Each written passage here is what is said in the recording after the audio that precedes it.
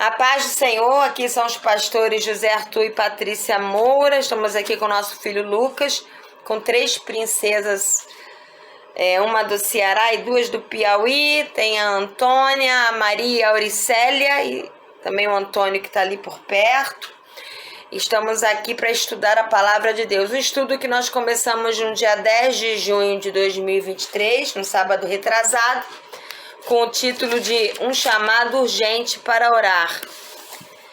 E nós lemos o texto em Zacarias e do versículo 1 ao 5, demos uma introdução e começamos a falar sobre os alvos urgentes de oração, né?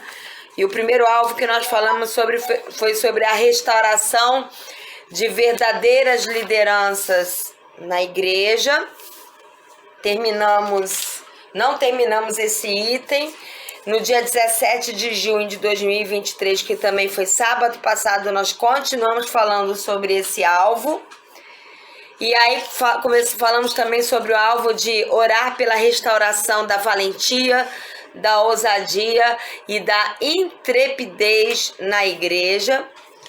E terminamos esse alvo. E hoje, então, nós vamos começar falando sobre o alvo de oração para que haja maior alcance do povo judeu pelo Evangelho de Cristo, porque isso é um dos desejos que queimam no coração de Deus para esses finais dos tempos, é o maior número de judeus se convertendo a Jesus Cristo. É um povo que Deus ama, Ele ama igualmente judeus e gentios, porém, Ele ama o povo judeu de uma forma especial, a nível de que Ele fez uma aliança com esse povo no Antigo Testamento, na Antiga Aliança, e Ele não se esqueceu dessa aliança, né?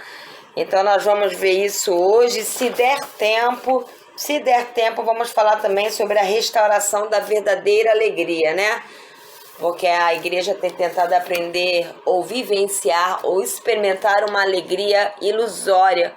E para esses finais dos tempos, onde as coisas estão apertando, ficando mais difíceis, nós precisamos experimentar uma alegria que vem de Deus, que tem raízes no próprio Deus, né? Então, Maria, você pode orar para a gente começar, amada? Amém. Senhor, meu Deus, meu Pai, obrigada, Senhor amado. Obrigada, Deus, por estarmos aqui, Senhor, em comunhão, ó Deus, para ouvir a Tua palavra, Pai. Pai, em nome de Jesus, Deus, que o Senhor venha dar graça e sabedoria, Senhor, a pastora Patrícia, o pastor José Arthur, Pai. Deus, amém, em nome de Jesus, Pai, que o Teu Espírito Santo venha ministrar através deles, Pai. Em nome de Jesus, Pai, que o Senhor venha nos dar ouvido sensível, ó Pai, para ouvir a Tua voz, Pai. Em nome de Jesus, amém, não só a nós, ó Deus, mas todos aqueles que vão ouvir depois, Pai. Amém. Deus, em nome de Jesus, Pai, nos dá graça, nos dá sabedoria, Pai. Amém, e que o Senhor venha tirar, ó Deus, toda distração, Pai, tudo aquilo que impeça, ó Deus, de nós ouvir a Tua voz, da Tua palavra frutificar em nós, Pai. Pai, em nome de Jesus, Pai, Deus amado, em nome de Jesus, Pai, que o Senhor venha trazer, ó Deus, conhecimento da Tua palavra, ó Deus, dentro dos tempos, Pai. Que o Senhor venha trazer, ó Deus, a Tua mensagem, Pai, o ensino do verdadeiro, genuíno Evangelho, Pai. Em nome de Jesus, Pai. Que o amém, Senhor venha levantar verdadeiros pregadores da Tua palavra, Pai. Amém, aqueles que vivem na prática, Senhor, na santidade, ó Deus. Em nome de Jesus, Pai. Oh Deus, em nome de Jesus, Pai, desperta, ó Deus. Desperta, Senhor, a Tua igreja, Senhor. Deus, em nome de Jesus, Pai, desperta, ó Deus, para os acontecimentos, Pai. Que a Tua igreja, ó Deus amado, em nome de Jesus, venha ter o compromisso, ó Deus, de ler a Tua palavra, Pai. Não amém, só nos cultos, mas principalmente dentro dos seus lares, Pai. Que o Senhor venha restaurar, ó Deus, esse compromisso, Pai, essa intimidade, ó Deus, de buscar aos pés do Senhor Jesus dentro dos seus lares, Pai. Pai, em nome de Jesus, Pai, restaura também, Senhor amado, a unidade, ó Deus amado, no meio da igreja, Jesus. Senhor. Que Que a tua igreja, ó Deus, possa mais ter comunhão uns com os outros, Pai. Em nome de Jesus, Pai. Que a tua igreja venha entender, ó Deus, que o Senhor não venha buscar placas denominais, mas que o Senhor venha buscar uma só noiva, um só corpo, um só espírito. Pai, em nome de Jesus, Pai, leva a tua igreja, Senhor, a discernir, Senhor amado, o que realmente o Senhor quer para cada um de nós, Pai. Amém. Pai, em nome de Jesus, Pai. Oh, Deus amado, em nome de Jesus, que o Senhor venha restaurar, ó Deus, a adoração, Pai, dentro Amém, dos templos. Jesus. Que o Senhor venha restaurar, Deus, Amém, o genuíno, Senhor, louvor, Senhor, a Ti. Pai, em nome de Jesus, Pai, restaura, Amém, Senhor. Jesus. Oh, Deus, em nome de Jesus, Pai, que a Tua igreja venha Te adorar em verdade e em espírito, Pai. Em Amém. nome de Jesus, Pai. Obrigada, Senhor amado, por esse momento. Obrigada, Deus amado, por trazer, ó Deus, essa palavra, Senhor, para nós, Senhor. Amém. Obrigado, ó Deus, por estar nos despertando, Senhor, para o conhecimento, Senhor, da Tua palavra, Pai. Pai, em nome de Jesus, Pai, agradeço pela vida da pastora Patrícia, do pastor José Arthur, que cada vez mais, Senhor, o Senhor vem usá-los, Pai, como instrumento da Tua palavra, Pai. Em nome de Jesus, Pai. Obrigada, Senhor. Amém. Amém, Jesus. Amém. Glória a Deus. Então vamos abrir a palavra de Deus, o texto inicial eu vou ler e depois nós vamos fazendo o rodízio, né? Para as pessoas presentes que quiserem ler a palavra de Deus. Eu vou ler o texto inicial que se encontra no livro do profeta Zacarias, lá no Antigo Testamento.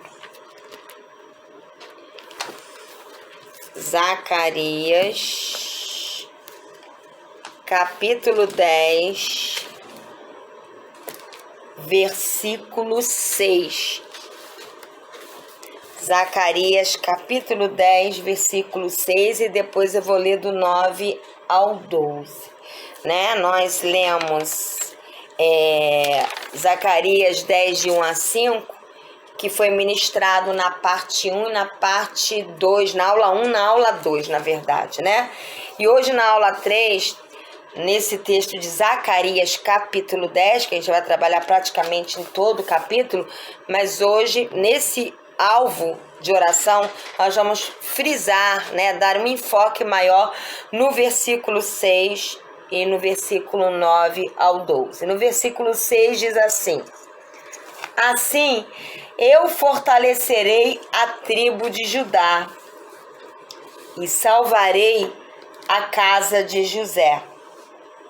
Note aí já de início, já para dando um avant-première, que se aqui, tribo de Judá, fosse a mesma coisa que a casa de José, seria uma redundância. Então aqui Zacarias, ele está aqui se referindo a dois povos que se tornam um. Eu fortalecerei, porque aqui está se referindo aos finais dos tempos. E aqui ele fala no versículo 6, o profeta sendo usado por Deus: eu fortalecerei a tribo de Judá e salvarei a casa de José. Guarda isso que vocês vão entender. Aqui diz, nessa tradução, a casa de Judá e casa de José. Interessante, isso, né? Interessante. Então são duas casas, né? Porque na tradução bíblica que o pastor José Almeida, tem, século 21. que é Almeida, século 21, está falando: eu fortalecerei a casa de Judá e salvarei a casa de José. Isso. Então dá para ver que são duas casas que o Senhor vai agir nesses finais dos tempos de uma forma diferente. Continua: porque tenho compaixão deles. Se casa de Judá e casa de José fosse se referindo à mesma casa ou ao mesmo povo, estaria porque tenho compaixão dele. Mas está em deles, está no plural. Então são dois destinos diferentes. Eles serão como se eu nunca os tivesse rejeitado, porque eu sou o Senhor, o seu Deus, o Deus deles, e lhes responderei. Então mostra aqui que parece que o Senhor está rejeitando as duas casas, mas na verdade ele não está rejeitando, pelo contrário, ele quer restaurar e exercer compaixão sobre os dois, mostrando que continua sendo Deus dos dois. E continua aqui. 9 a 12, Zacarias 10, de 9 a 12, diz assim: embora eu os espalhe por entre os povos de terras distantes, eles se lembrarão de mim. Então mostra que Deus espalhou o povo, né, por terras distantes, mas fala que esse povo dele vai se lembrar dele. Eles, então são dois povos, criarão seus filhos e voltarão. Eu os farei retornar do Egito. Aí ele está se referindo a algo físico que aconteceu de fato, que o povo de Deus foi levado como escravo lá no Antigo Testamento para o Egito. E Deus usou Moisés e Arão, auxiliando ele, para libertar o povo dele escravo do Egito e trouxe de volta a Jerusalém. Mas aqui também, como todo livro profético do Antigo Testamento, ele era profético para os dias em que o profeta estava vivendo, como ele também estava profetizando para os dias de hoje. E hoje o Senhor está restaurando a igreja dele, tirando do Egito, que simboliza tanto a prática do pecado como a prática da religiosidade, assim como ele também quer alcançar os judeus que ainda não são convertidos. Eu os farei retornar do Egito e os ajuntarei de volta da Assíria. Eu os levarei para as terras de Gileade. Nós vamos ver mais na frente o que são terras de Gileade, profeticamente falando, e do Líbano. E mesmo assim não haverá espaço suficiente para eles. Vencerei o mar da aflição. Nós vamos ver o que é isso. Passarão aqui fora, né? Passarão o mar da aflição e vão vencer. Ferirei o mar revoltoso e as profundezas do Nilo se secarão. O orgulho da Assíria será abatido e o poder do Egito será derrubado. Que fala arrogância, engraçado. Né? A arrogância do Egito, aqui na tradução... A arrogância da Síria será Síria, né? Será abatido e o poder do Egito será derrubado. Eu os fortalecerei no Senhor e em meu nome marcharão, diz o Senhor. Então, o pastor José Arthur vai ler agora para a gente, para corroborar, para enriquecer esse texto que nós lemos de Zacarias 10. Agora há pouco, o pastor José Arthur vai ler Ezequiel 37, de 15 a 19. Amém. Eu vou ler esta noite na versão Almeida, século 21. E a palavra do Senhor veio a mim. Ó filho do homem, pega um pedaço de madeira e escreve nele, para Judá e para os israelitas, seus companheiros. Depois pega outro pedaço de madeira e escreve nele, para José, madeira de Efraim, e para toda a casa de Israel, seus companheiros. E junta um ao outro, para que se unam e formem um só pedaço na tua mão. Quando os filhos do teu povo te perguntarem, não nos contarás o que essas coisas significam? Tu lhes dirás, assim diz o Senhor Deus, tomarei a madeira de José, que esteve na mão de Efraim, e as das tribos de Israel, suas companheiras, e lhes ajuntarei a madeira de Judá, e farei delas uma só, e serão uma só na minha mão. Até o 20? Já leu, até o 19. Até o 19. Novamente nesse texto profético do profeta Ezequiel, nós vemos duas varas, dois povos se unindo numa só vara. E a gente vai ver claramente como Deus está atuando desta maneira. Aqui texto de Ezequiel fala que o Senhor mandou entregar num pedaço de madeira, mandou entregar para a vara de Efraim. Porque Efraim era um dos filhos de José. Então, a vara de Efraim estava apontando para José. Todo mundo lembra quem foi José, né? José do Egito. Todo mundo sabe a história de José. E a vara de Efraim faz um paralelo e aponta para o povo judeu, lá do Antigo Testamento. Por que não, pastora? Porque mais adiante fala aqui sobre a vara de Judá. Nós vamos entender por quê. Mas de antemão já vou falando. Jesus, ele tem como nome também Leão da tribo de Judá. As 12 tribos de Israel vieram do pai de José. Porém, as 12 tribos de Israel só puderam continuar porque José foi levado como escravo para o Egito. Foi no final, depois de passar por uma grande tribulação ali, né? Foi preso injustamente, todo mundo já viu o filme. Anos, né? Por 14 anos ficou numa prisão injustamente. Ele foi levantado para interpretar um sonho. E então, mostrando que viria grande fome, não só sobre o Egito, mas sobre todas as nações, todo o povo. E aí ele foi usado por Deus para construir celeiros, armazenar comida no tempo das vacas gordas, lembra? Porque viria a fome, que eram as vacas magras. E aí houve comida no tempo da fome, não só para o povo do Egito, mas para todos os povos, inclusive os irmãos de José que foram lá para comprar comida. E no final, todo mundo conhece a história, o pai de José e todos os irmãos vêm morar com José, e então eles não morrem de fome. E porque eles não morreram de fome, as tribos de Israel puderam continuar, não foram exterminadas de fome. É verdade.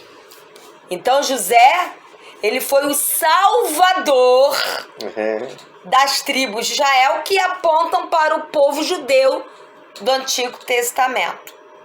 E quem foi o Salvador que morreu na cruz e ressuscitou e que após isso foi levantada a igreja? Jesus.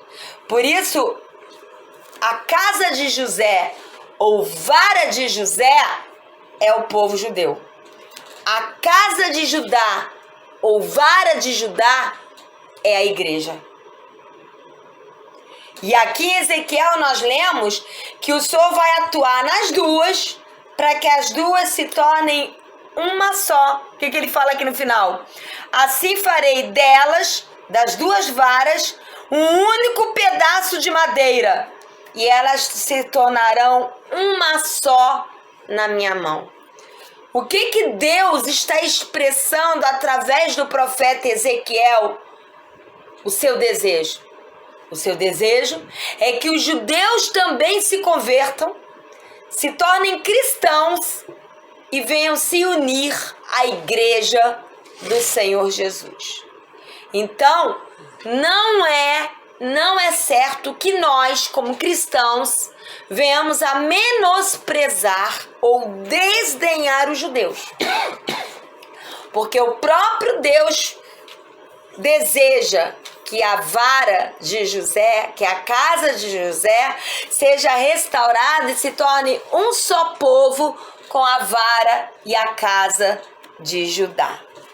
E lá em Zacarias, que nós lemos, nós vamos esmiuçar tudo, né? Mas você vê que no versículo 6, em Zacarias 10, ele fala: eu fortalecerei a tribo de Judá, que é a mesma coisa que casa de Judá ou vara de Judá. Isto é, ela já é nascida de novo. Ela apenas precisa ser restaurada e fortalecida. fala da igreja. E eu salvarei a casa de José. Por quê? Porque os judeus precisam alcançar a salvação em Cristo. Mas da mesma forma ele fala, porque eu tenho compaixão deles. Deus não tem compaixão só dos ímpios ou dos cristãos enfraquecidos. Ele também tem compaixão dos judeus que ainda não entregaram as suas vidas a Jesus Cristo. Então, quando você ora pelos seus familiares, você ora por salvação de vidas, você precisa incluir na sua oração: Senhor, alcança o povo judeu. Isso agrada muitíssimo o coração de Deus, porque é desejo do coração de Deus que o povo judeu seja alcançado pelo evangelho da salvação em Cristo e venha se tornar um só povo com a igreja de Jesus Cristo. É verdade. Então, como eu falei, casa de Judá está apontando para a igreja de Cristo. Por quê? Ela está sendo fortalecida, porque ela é uma casa pertencente ao leão da tribo de Judá, que é Jesus. A casa de Judá, ela é formada por vidas que foram libertas do Egito, isto é, da escravidão do pecado. E foram libertas da Assíria, do sistema mundano opressor, né? E a igreja é formada por vidas que foram libertas da escravidão do pecado e da opressão das trevas. Vidas que foram libertas e foram trazidas, aqui fala, a terra de Gileade. Sabe o que é terra de Gileade? Vamos ver, porque aqui em Zacarias capítulo 10 fala: eu os farei, tanto os ímpios, gentios, como os judeus. Ele quer fazer retornar do Egito, isto é, ele quer libertar da escravidão do pecado e quer levá-los para as terras de Gileade. Isso fala lá em Zacarias, capítulo 10, versículo 10. O que são terras de Gileade? Fala de lugar de bálsamo e lugar de mirra. A gente não é salvo só para ser liberto do pecado. A gente é salvo, seja judeu ou não, para experimentar do bálsamo e da mirra no Senhor. O que é bálsamo e mirra? Bálsamo fala de cura, de refrigério. E mirra fala de honra. Vamos ver isso? Eu vou pedir que a Maria, se ela puder, ler em Gênesis, no primeiro livro da Bíblia, né? Que se encontra em nossas Bíblias. Gênesis capítulo 37, versículo. Gênesis 37, 25. Ao se sentarem para comer, viram ao longe uma caravana de ismaelitas que vinha de Gileade. Seus camelos estavam carregados de especiarias, bálsamo e mirra, que eles levavam para o Egito. Olha só. Então, aqui mostra que bálsamo e mirra eram especiarias que estavam sendo levadas para o Egito, de onde o Senhor resgata os não cristãos e os judeus. Com o sangue de Jesus, ele resgata da escravidão do Egito. E no momento que você sai do Egito, que você é liberto da escravidão do pecado, ele quer que você receba bálsamo e mirra. Vamos lá, isso é profético. Lembra? A Bíblia é feita de simbologia. No Antigo Testamento, bálsamo e mirra eram verdadeiras especiarias que podiam ser vistas e tocadas. E até hoje existe bálsamo e mirra. Também chamada de essências aromáticas. Essências aromáticas. Mas isso tem um simbolismo. O bálsamo e a mirra em si mesmo não tem poder algum. Não adianta você pegar mirra e colocar na testa da pessoa e achar que alguma coisa vai acontecer. É a mesma coisa, na ceia, quando você bebe do cálice e come do pão, o suco em si e o pão em si é alguma coisa? Não. É pela fé. Ali é o simbolismo. É no mundo espiritual, quando você bebe do cálice, no mundo espiritual algo acontece. E quando você come do pão, no mundo espiritual algo acontece. Da mesma forma, o bálsamo e a mirra aqui é simbolismo. O bálsamo aponta para o refrigério, para a cura emocional. E a mirra aponta para a honra, trazer a honra do Senhor sobre as nossas vidas. Porque quando a pessoa ela vive na prática do pecado sem Jesus, não é só o espírito dela que está destruído. A psique dela está em frangalhos. A alma dela está ferida. E a honra dela está destruída. Então, quando ela nasce de novo, não é só o espírito dela que é recriado. O espírito dela nasce de novo, porque vem habitar o Espírito Santo de Deus. Mas Deus também quer curar a alma e restaurar a honra.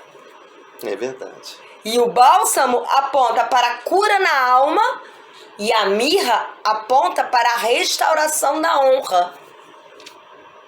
Tem até um louvor antigo, né? Há um bálsamo em Gileade. Então, nós lemos em Gênesis 37 e 25 com a Maria que bálsamo e mirra eram algo que era levado para o Egito. Justamente porque do Egito que o Senhor ia tirar o povo dele. Deixa eu ver quem mais pastor. Pastor, pode ler Jeremias, livro do profeta Jeremias, capítulo 8, versículo 21 e 22. Jeremias, capítulo 8, versículo 21 e 22.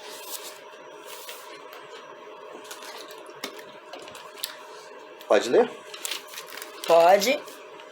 Estou aflito por causa da aflição da filha do meu povo. Ando de luto, o espanto apoderou-se de mim. Por acaso não há bálsamo em Gileade? Nem médico? Por que não houve cura para a filha do meu povo? Olha aqui mostrando que bálsamo estava na terra de Gileade e bálsamo estava ligado à cura. Mas não era cura física, porque fala que aflição, né? Aflição. Está arrasado, está devastado, está sofrido, está chorando muito. Muita aflição na alma. Por acaso não há médico, não há bálsamo? Então, quando Jesus ele nos salva, ele cura o nosso espírito porque estava morto, ele ressuscita o nosso espírito.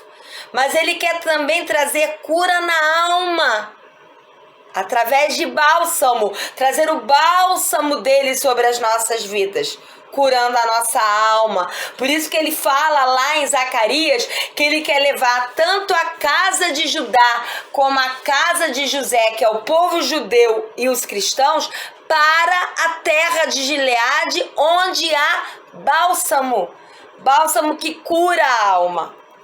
O Senhor não está interessado só no seu espírito, porque se Jesus estivesse interessado só no seu espírito, ele não criaria você com uma alma, com uma mente, com um corpo, né?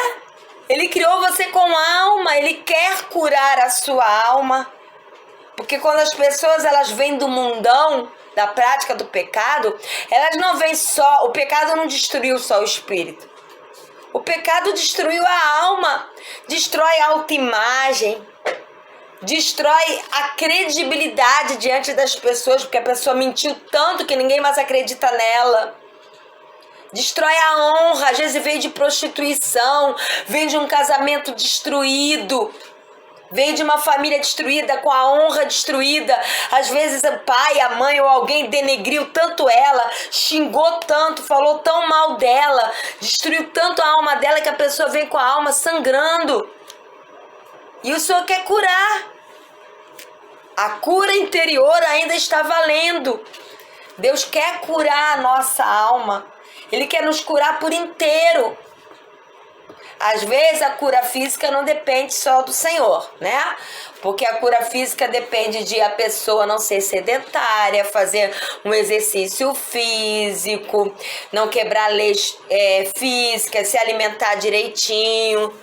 Mas a alma, ela foi destruída junto com a prática do pecado. Então, quando o Senhor resgata você e salva você pelo sangue dele da prática do pecado, nesse pacote está também o desejo de curar a sua alma. E geralmente a cura da alma não é imediata, né? Ela é um processo que vem com o tempo, né? Tem muita gente que não tem nem mais paciência consigo mesmo, porque esquece que a cura da alma é um processo. Depois que você é salvo, às vezes demoram muitos e muitos anos até você ser totalmente curado na sua alma. Exatamente. Né? Ninguém teve a sua alma destruída de uma hora para outra.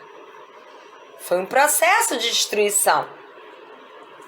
Então, vai ser um processo de cura.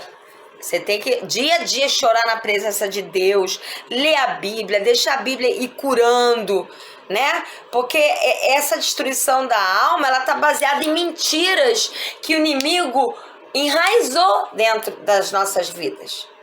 Uma pessoa que ouviu o tempo inteiro: você não presta, você é um desastrado, você é feio, você não tem honra, ninguém vai gostar de você. Frases que são ditas dia após dia que vão destruindo a sua alma. E aí você se converte, começa a entender que o seu valor é o sangue de Cristo. Que você vale tanto que o próprio Senhor, Filho do Deus vivo, Criador do universo, deu a vida dele na cruz por você, te honrou. Você começa a descobrir que você é uma obra-prima de Deus, que Deus te formou cada detalhe, desde o ventre materno, como diz lá em Salmo 139, né? Que ele tem prazer em ouvir a sua voz, que ele se deleita em você. Então, as verdades bíblicas vão te recuperando a sua autoestima, vão curando a sua alma, vão te dando o valor que você tem em Deus. É uma cura. A terra de Gileade tem bálsamo para cura emocional e tem mirra para trazer a honra de Deus sobre a tua vida. Vamos ler ainda sobre isso? Maria, você pode ler Jeremias, capítulo 46, versículo 11. Pode ler.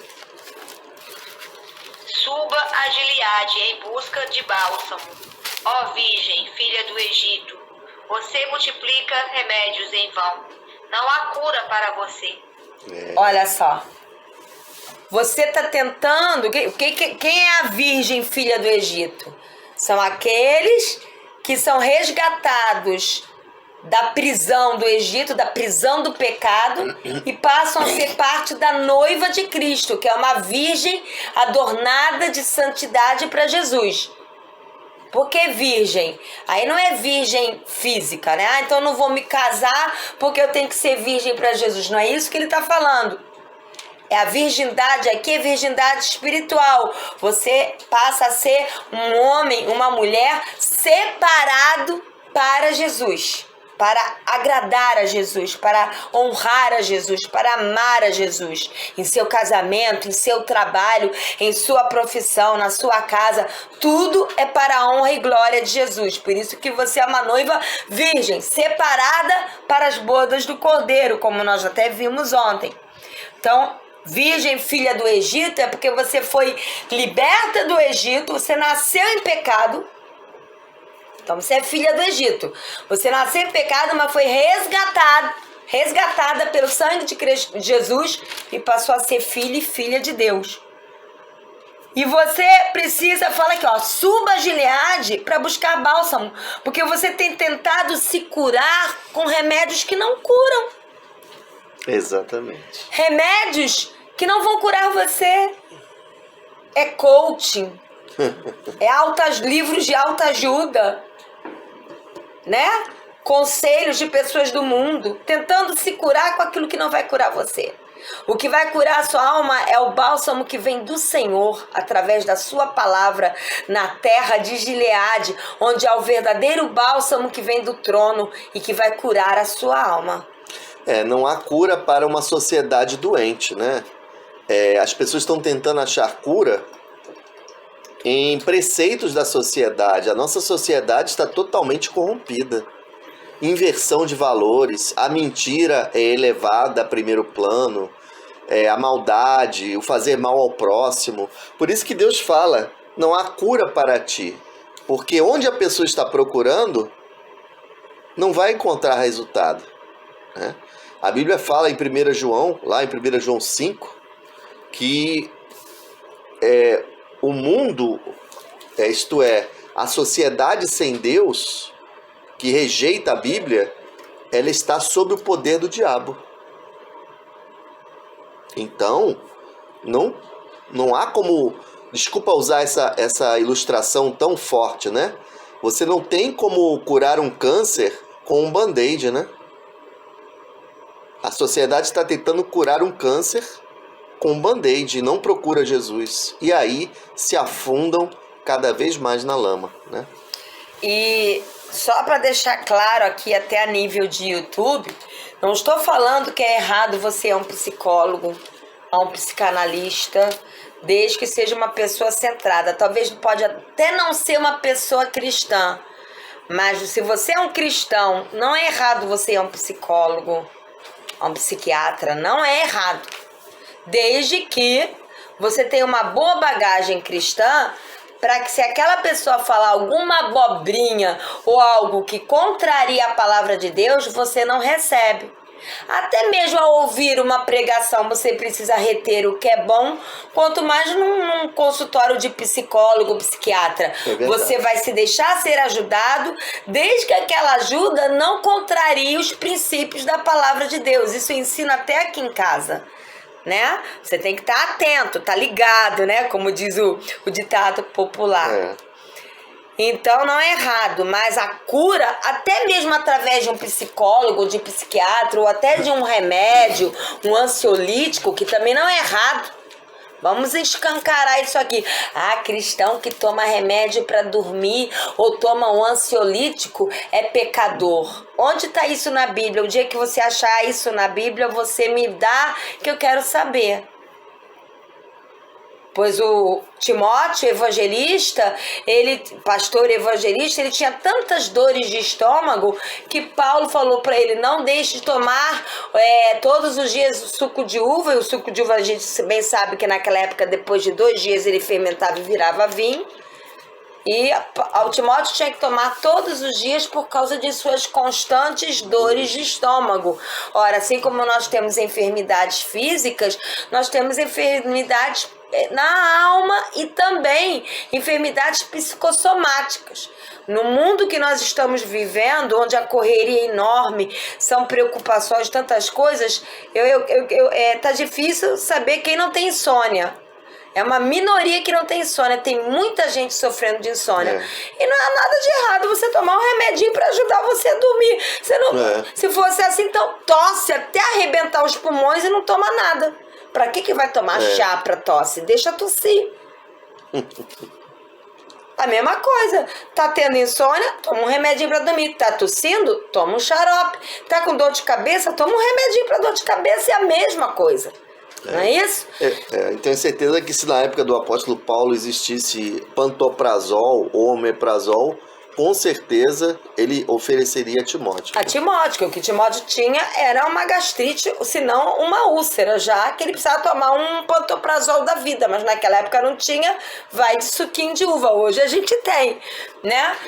Então, voltando aqui, a terra de Gileade, o Senhor está chamando tanto os judeus a se converterem e virem para a terra de Gileade, quanto aos gentios e até mesmo a igreja. Porque tem gente na igreja que está muito ferida ainda, precisando ir para a terra de Gileade para ser curado na sua alma e na sua honra, né? Mas Gileade não é só lugar de bálsamo e mirra não, gente. O Senhor está chamando os judeus, ímpios e até mesmo a igreja para Gileade, que é lugar de pastagem. Gileade, terra de Gileade, também é lugar de pastagem. Você pode ler pra gente, pastor? Evangelho de João, capítulo 10, versículo 9. Enquanto ele procura, pastora, você não está falando sobre alvo de oração? Isso é alvo de oração. Senhor, traz os judeus e os ímpios para a tua presença. E traz eles e os ímpios, e a nós também como igreja, para a terra de Gileade, para que lá nós venhamos ter a abundância de mirra que vai curar a nossa alma, abundância de bálsamo que vai curar a nossa alma, abundância de mirra para recuperar a nossa honra em ti, e também para que nós possamos pastar. Que isso, pastora? Tá mandando de pastar? Eu quero pastar. Você quer? Eu quero. Todo dia eu quero pastar, porque a melhor pastagem que tem é a palavra de Deus. Todo dia de manhã eu sento na mesa e como um bom pasto. Porque nós somos ovelhas. Ovelha come o quê? Feijoada no natural ou ela come pasto? Que eu saiba, ovelha não come filé mignon, nem alcatra, nem franguinho. Ela come pasto. Então, quando eu falo aqui terra de pastagem, é porque nós somos ovelhas e precisamos comer pastagem do Senhor. É verdade. Não é? Então, vamos lá. Lugar de pastagem. Evangelho de João, capítulo 10, versículo 9. Pode ler, pastor. Eu sou a porta. Se alguém entrar por mim, será salvo. Entrará e sairá e achará pastagem. Olha só, eu sou a porta. Não existe outro caminho para Deus que não seja Jesus Cristo, né? As pessoas tentam encontrar outros caminhos, mas não existe. Não existem outros deuses, não existem outros salvadores, não existem... Nenhuma outra pessoa se apresentou como o dono da verdade. O dono da verdade é Jesus, né? E só através dele nós encontramos pastagem. Exatamente. Por isso tem muita gente fora e dentro da igreja desnutrida.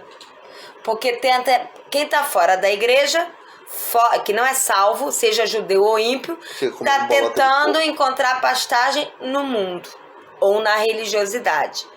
E tem gente dentro dos templos, né? Da igreja, se dizendo igreja, que está procurando pastagem só de homem.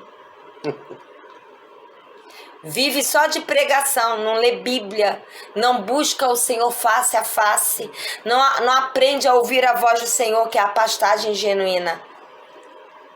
E aí tá desnutrido, vira um cristão raquítico, né? Maria, você pode ler Salmo 100, versículo 3. Isso, amada, pode ler Salmo 100, versículo 3. Reconheçam que o Senhor é o nosso Deus. Ele nos fez e somos dele. Somos seu povo e rebanho do seu pastoreio. Se nós somos rebanho de Deus, precisamos comer pastagem de Deus. Cuidado com as pastagens que você tem comido. Toda a pregação, inclusive a que eu estou pregando agora. Tudo eu estou mostrando na Bíblia. Porque é toda honra e glória a Deus. E eu peço a Deus que eu continue assim. A Maria, que está me ouvindo há bastante tempo, a Auricélia, que me ouve há um tempinho, também a Antônia. Tudo que eu prego, eu encho de textos bíblicos, provando na Bíblia. Porque cuidado com aqueles que vão pregar, abre a Bíblia, lê 2 versículos, fecha a Bíblia e só fala e não abre mais a Bíblia. Isso para mim não é pregação. Pregação tem que manusear a Bíblia, tem que enriquecer com a Bíblia, porque o poder não está no que a gente fala, o poder está na palavra de Deus. E eu vejo que a igreja atual, ela não gosta de ler, de se expor à palavra de Deus, né? Tem muita gente que depois de 1 hora ouvindo a palavra já fica, quero ir logo para casa, que não sei o que, tem que fazer isso, tem que fazer aquilo, que isso, que aquilo. Na época do apóstolo Paulo, na igreja primitiva, as pessoas amavam a palavra de Deus, ficavam expostas 2 horas ouvindo a palavra, 3 horas ouvindo a palavra. Então a gente vê que a nossa sociedade, né, está muito preguiçosa no sentido de ouvir a palavra de Deus, né? No sentido de se expor à palavra de Deus, né? E no versículo 4 do Salmo 100, eu vou ler só o início. Entrem por suas portas com ações de graça. O pastor leu que a porta é Jesus. E quem entra por ela come paz? Tá, gente. Ok. Aqui fala que nós somos rebanho de Deus e do seu pastoreio. Isto é, para comer pastagem na presença dele. Através de quem? Jesus. Da porta, que é? Jesus. Mas quem entra pela porta? A gente. A gente entra. Quem escolhe ler a Bíblia todos os dias é você. O Senhor não vai obrigar você a isso. Mas a colheita das nossas escolhas também será nossa. Quanto mais lemos a palavra de Deus, mais nos alimentamos do Senhor, mais fortalecidos ficamos. Quanto menos lemos a palavra de Deus, menos nos alimentamos do Senhor, mais fracos e doentes ficamos. E é uma questão de intimidade, né? Quanto mais você lê a palavra de Deus, mais íntimo você fica de Jesus. E aí você vai lembrar da parábola das 10 virgens, né? Quando Jesus falou, eu não conheço vocês, para as virgens imprudentes, né? Não conhece por quê? Elas não tinham intimidade com ele. Porque fazer a obra de Deus, orar pelas vidas, expulsar demônios, falar em línguas, profetizar, ir aos cultos, tudo é de Deus, mas não é comer pastagem. É como, por exemplo, você come uma barra de chocolate, fica com energia e vai correr. A corrida não é o chocolate. A corrida é um efeito do chocolate. Então, você expulsar demônio, falar em línguas, abençoar vidas e tudo mais que o Senhor nos manda fazer, é efeito de estar fortalecido comendo pastagem. Agora, quem não come pastagem do Senhor, faz essas obras, mas não movidos pelo Senhor. E por isso que aqueles que chegaram para Jesus falaram, nós falamos em línguas, expulsamos demônios, nós profetizamos e pregamos em teu nome. E ele, eu não conheço vocês. Porque tem muita obra feita sem ser segundo o coração do Senhor. A gente vê atualmente, não vamos citar nomes, né? A gente vê muito culto, né? De busca de poder, e vemos algumas igrejas eliminando a escola bíblica dominical, né?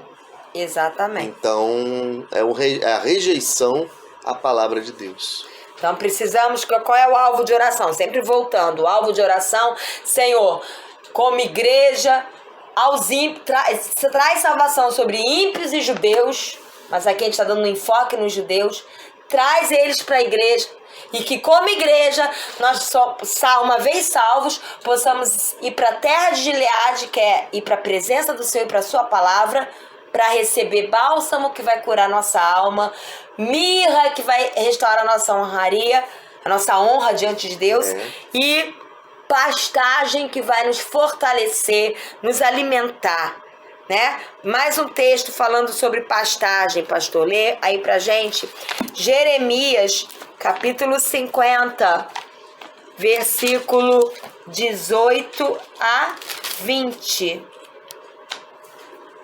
Eu não tô pedindo pro meu filho ler, porque ele tá distante. Quer ler, amor? Não? Então vamos lá. 18 a 20. Jeremias 50, 18 a 20. Portanto, assim diz o Senhor dos Exércitos, Deus de Israel, castigarei o rei da Babilônia e a sua terra, assim como castiguei o rei da Síria. Trarei Israel para a sua morada, ele pastará no Carmelo e em Bazã, e se fartará nas colinas de Efraim e em Gileade. Naqueles dias e naquele tempo, diz o Senhor, se procurará iniquidade em Israel, mas não será achada, e o pecado em Judá, e não se achará, pois perdoarei os remanescentes. Olha lá, posso dar uma lidinha aqui, pastor? Pode. Olha claro. só. Trarei Israel de volta à sua própria pastagem. Por quê? Nós, como povo de Deus, como Israel espiritual, formada tanto por gentios que se convertem, como judeus que se convertem, precisamos comer da própria pastagem que vem de Deus. Pastará no Carmelo, em Bazã, saciará o seu apetite. A única pastagem que sacia o nosso apetite espiritual por vida, por alegria, por paz, é a pastagem na presença do Senhor, na leitura bíblica. É verdade. E aí fala que naqueles dias, que dias? Esses dias que estamos vivendo, naquela época, que época? Nessa época, perto dos finais dos tempos. Declara o Senhor, se procurará pela iniquidade de Israel e nada será achado. Por quê? Porque a verdadeira igreja do Senhor ela é lavada e remida pelo sangue de Jesus e não vive mais na prática da iniquidade. É verdade. Pelos pecados de Judá. Quer dizer, Judá aponta para a igreja do Senhor. Não vive mais na prática do pecado. Por isso que fala, mas nenhum será encontrado. Pois eu perdoarei. Quem? Deus perdoará. Através de quem? Através do sangue de Jesus, os remanescentes. Quem são os remanescentes? Esses que Deus está restaurando. Quem são os remanescentes? Judeus que se convertem, gentios que se convertem e que se tornam noiva de Cristo, que andam na palavra, que vivem a genuína palavra de Deus, que tem compromisso com o coração de Deus. Então, esses são os remanescentes que o Senhor quer que se alimente da verdadeira pastagem na terra de Gileade. Amém. Também fala que as vidas... Vamos voltar lá em Zacarias, que é o texto base. Zacarias capítulo 10 fala que o Senhor tira eles do Egito e da Assíria e os leva para a terra de Gileade. Ok, isso nós já vimos. E para as terras do Líbano. Sabe o que são terras do Líbano? Líbano é sinônimo ou simbolismo de força e honra. Os cedros do Líbano, eles eram fortes e de uma beleza sem par, sem igual. O Senhor quer restaurar em nós força. Infelizmente, estamos vendo parte, não toda, mas parte da igreja fragilizada, enfraquecida, se dobrando facilmente diante das tentações, sem firmeza na palavra de Deus e na presença de Deus.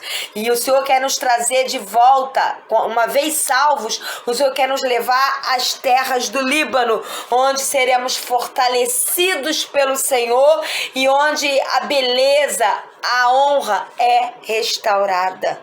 Aleluia. Você pode ler pra gente, Maria?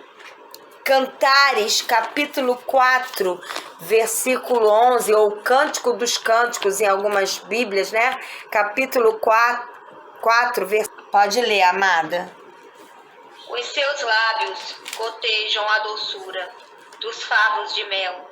Minha noiva, leite e mel estão debaixo da sua língua. A fragrância das suas vestes é como a fragrância do Líbano. Olha para isso. Vamos lá? Eu tenho até anotado na minha Bíblia que o Senhor me esmiuçou esse versículo. A fragrância do seu perfume, isto é, o Senhor eu vou ler o 10 também, olha. Quão deliciosas são as suas carícias. Sabe quem está falando isso?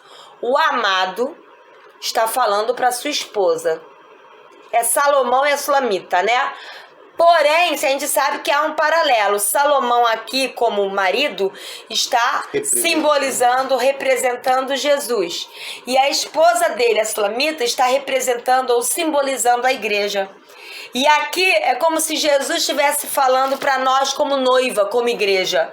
Quão deliciosas são as suas carícias, minha irmã, minha noiva. Por que irmã? Porque Jesus é o Filho unigênito e nós somos filhos de Deus. Ele é o herdeiro e nós somos co-herdeiros. Ele é o irmão entre muitos irmãos. É verdade. Então, nós, além de sermos noivas de Jesus, nós somos irmã dele, como noiva. Suas carícias são mais agradáveis que o vinho, e a fragrância do seu perfume supera o de qualquer especiaria. Por quê? A igreja, ela tem o perfume de quem? De Cristo. Né? Exalar o bom perfume de Cristo. Não está lá escrito? Nós somos chamados a exalar o bom perfume de Cristo. O que é exalar o bom perfume de Cristo? Exalar com as nossas escolhas, com as nossas atitudes, o caráter de Cristo. O perfume que precisa haver na nossa vida é o caráter de Cristo exalando através de nós. Amém. E fala aqui o 11. Os seus, né, que a amada irmã Maria leu, eu só vou ler de novo para poder explicar. Os seus lábios gotejam a doçura dos favos de mel, minha noiva. Fala de quê? Não só doçura no falar, mas fala de um falar santo e adorador. A igreja precisa ter um falar santo e adorador, como a doçura do mel. É verdade. E fala aqui, leite e mel estão debaixo da tua língua. Leite é um alimento básico. E mel fala de doçura. Então nós precisamos ter, debaixo da língua, fala de reservatório de leite e mel. Isto é, precisamos estar transbordando de firmeza, porque leite fala dos princípios fundamentais, e de doçura em Cristo. Tudo é baseado na palavra de Deus. Na palavra. Exatamente. E a fragrância das suas vestes é como a fragrância do Líbano. Por quê? Porque o Líbano, os cedros do Líbano eram fortes. E o que nos faz forte? A palavra, porque ela gera em nós santidade e firmeza. É verdade. Exalar a fragrância do Líbano é exalar santidade e firmeza. É verdade. Essas são as características da noiva de Cristo. Por isso que o Senhor não só quer nos trazer para a terra de Gileade, mas o Senhor quer nos trazer para a terra do Líbano, para que nós tenhamos vestes e o perfume do Líbano, isto é, força, firmeza, santidade. Amém. Então nós vimos lá em Zacarias e também no texto de Ezequiel que foi lido no início, que casa de José aponta para o povo judeu, porque foi através de José que as tribos de Israel não foram extintas pela fome. E Deus ama tanto, tanto, tanto o povo judeu, que ele deseja ardentemente alcançá-lo através de Cristo, ainda antes do arrebatamento. Faça disso um alvo de oração na sua vida, Senhor, que não só gentios, mas que judeus, muitos judeus, sejam alcançados por Ti, para que eles venham se tornar parte da noiva que vai ser arrebatada. Você vai agradar profundamente o coração de Deus se você fizer disso um alvo de oração na sua vida. E o Senhor demonstrou tanto amor pelos judeus que Ele permitiu que após o arrebatamento da igreja haja a segunda metade da grande tribulação para alcançar os judeus. De tanto que Ele ama os judeus. E eles vão passar, como nós vimos lá em Zacarias, eles vão passar pelo mar das aflições, das angústias, na segunda metade da grande tribulação. Os judeus que não tiverem se convertido vão ser feridos pelas ondas do mar bravo, mas, juntamente com os ímpios, mas o Senhor vai querer alcançá-los. É verdade. Mas o maior desejo do Senhor é alcançá-los antes do arrebatamento, para que eles não tenham nem que passar por esse mar de angústia e pelas ondas do mar bravo na segunda metade da grande tribulação. E lá em Zacarias, volta lá, já vamos terminar agora, em Zacarias 10, fala também, aqui ó, o orgulho... Versículo? Zacarias 10, o versículo 11, todo ele. Passarão pelo mar. Vencerei o mar da aflição, ou passarão pelo mar da aflição, ferirei o mar revoltoso. Aí eu já falei, né? Isso aí está se referindo à segunda metade da grande tribulação, que tanto os gentios como os judeus vão passar por muita aflição, né? E por muitos momentos difíceis, como ondas do mar revoltoso, para poder se converter. E ainda assim, nós estamos estudando Apocalipse e nós vimos que muitos vão endurecer os corações. Mas a segunda metade do versículo 11 fala: e as profundezas do Nilo se secarão. Quem viu o desenho Desenho animado, né? de Moisés, Príncipe do Egito, né? o príncipe do Egito, que para libertar o povo de Deus naquela época lá do Egito, nós víamos que o povo do Egito tinha como joia, como orgulho, o rio Nilo. Tanto que uma das pragas foi transformar o rio das águas do Nilo em sangue. Porque era o orgulho do povo judeu. Do povo judeu? Né? Do povo egípcio. Desculpa, do povo do Egito. Obrigada, amor. Né? Era o orgulho. Faraó tinha orgulho do Nilo. Né? Era a coroa deles, era a joia deles, era o rio Nilo. E aqui fala que as profundezas do Nilo se secarão. O que significa isso? Significa que nos finais dos tempos, todo o orgulho deste mundo será abatido. É verdade. Nós vamos ver pessoas orgulhosas e soberbas que não se convertem sendo abatidas. E quando Jesus voltar, aí vai ser o abatimento final. Todo aquele que se entregou à arrogância, que se entregou ao orgulho com as coisas deste mundo, vai secar. Por quê? Porque não vai viver a vida eterna. Vai viver eternamente com o inimigo. Então esse se secar fala do juízo de Deus. Quando Jesus voltar, não haverá mais chance para ninguém mais, né? Então, se você tem que viver o evangelho, viva agora. Leia a Bíblia agora. Quando eu falo agora, nos dias de hoje, né? Para que quando ele voltar, você não seja afastado da presença dele, né? Então, exatamente. Então, quando fala que as profundezas do Nilo vão se secar, tá falando que todo orgulho, toda arrogância, todo orgulho preso a material, preso a pessoas que se orgulham porque se formou na faculdade, nossa, isso é tudo para ela, para ele ou para ela, porque tem diploma, porque ele sabe falar muitas línguas, porque tem um carro zero, porque tem uma casa, porque é bonito, porque tem roupas caras. É o orgulho, todo esse orgulho vai cair, toda essa soberba e a arrogância vai secar. Mas também fala que o cetro do Egito, ou o poder do Egito, será derrubado. Quem é o cetro do Egito que está aí para se manifestar? Quem? O anticristo. O anticristo. Ele é o poder, ele é o cetro do Egito. Fala que Jesus tem o cetro da equidade. Como o anticristo vem para tentar substituir Cristo, ele tem o cetro do Egito. Está muito ligado à Babilônia. Ele tem o cetro que está baseado, a autoridade que está baseada nos princípios do sistema mundano. E esse cetro, na verdade, fala de autoridade, né? Então, se você não se sujeita a Jesus Cristo, você está automaticamente sobre o cetro do Egito, isto é, do inimigo, né? Exatamente.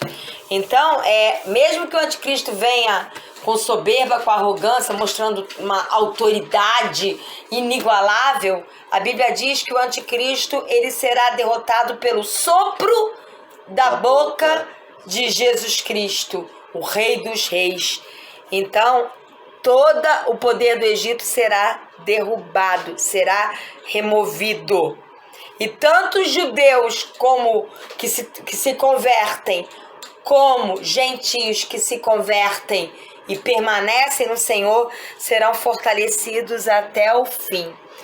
E aqui fala, para terminar, em Zacarias 10:10, fala assim: eu os farei retornar do Egito e os ajuntarei de volta da Síria, eu os levarei para a terra de Gileade, do Líbano, e mesmo assim não haverá espaço suficiente para eles. Isto é, só a vida eterna com Deus, tanto para a igreja que vai ser arrebatada de gentios e cristãos convertidos, como os judeus que vão se converter na segunda metade da grande tribulação. E quando fala aqui que não haverá lugar para todos, não é que vai se converter, mas não vai ter lugar no céu, não é isso não. Isto é, só vai ter lugar garantido na presença do Senhor aquele que se converte, porque não é para todos. Se você sair por aí na rua perguntando, você crê em Deus? Todo mundo crê. Se você perguntar, você crê que Jesus é o Filho de Deus? É sim. Mas ninguém se entrega e vive para eles. Então não é para todos. Lugar na presença, eternamente na presença do Senhor, é só para os verdadeiramente convertidos, lavados e remidos pelo sangue de Jesus, e que são discípulos de Jesus e que vivem para agradá-lo em santidade. Amém? Amém? Conseguimos um tópico hoje. Amém? Deus abençoe a vocês aí do YouTube. Até a próxima.